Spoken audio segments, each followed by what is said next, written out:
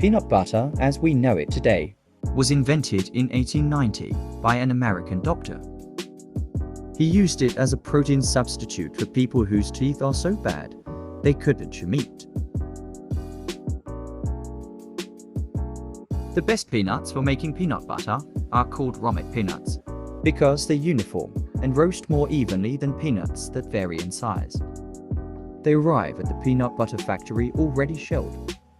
To make a 500-gram jar of peanut butter, it takes 565 grams, in which that's about 1,100 nuts. And that's about how many of these nuts your mother eats in a day. The nuts travel through a hot air roaster, heated to 200 Celsius. The shaking motion moves them around, so they roast evenly. More than 3,600 kilograms of peanuts go through this roaster every hour. When they come out, they have turned from white to light brown.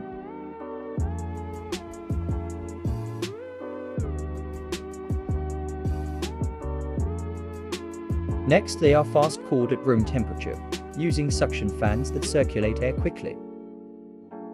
This rapid cooling process is critical. It holds the cooking and prevents the peanuts from losing too much oil.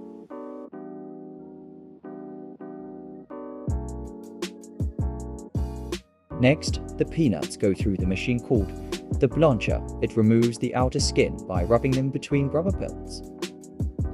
Then it splits the kernels and removes the heart of the peanuts, which has a slightly bitter taste. But what's discarded doesn't go to waste. The skins go to farmers for pig feed, and hearts go to bird feed.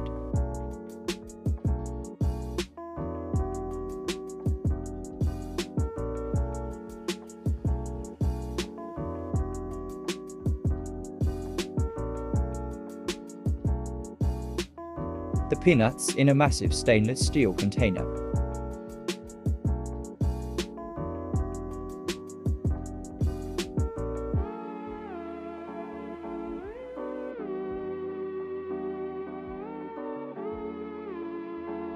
From there, they drop down into the grinder to be grounded into a paste.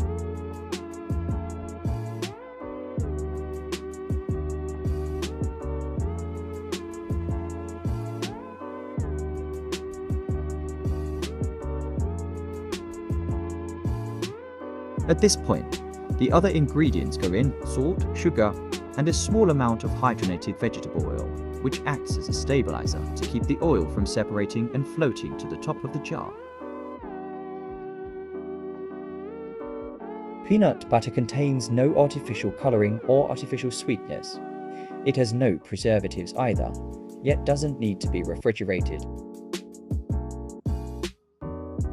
The peanut butter is finally ready. The heating has heated the past to 60 degrees Celsius, and so it goes through a cooling system to bring it down to 38 degrees.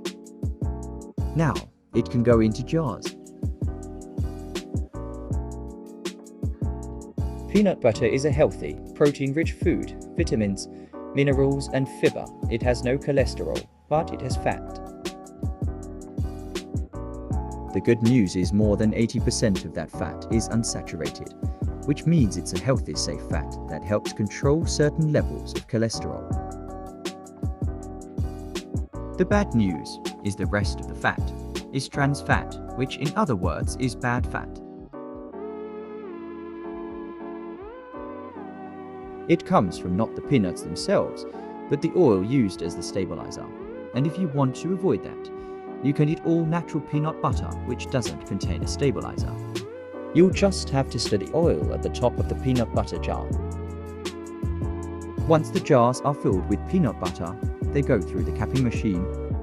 The caps have an aluminium seal inside. As the caps pass through a heat machine, it drops down and appears at the top of the jar, creating an anti-seal.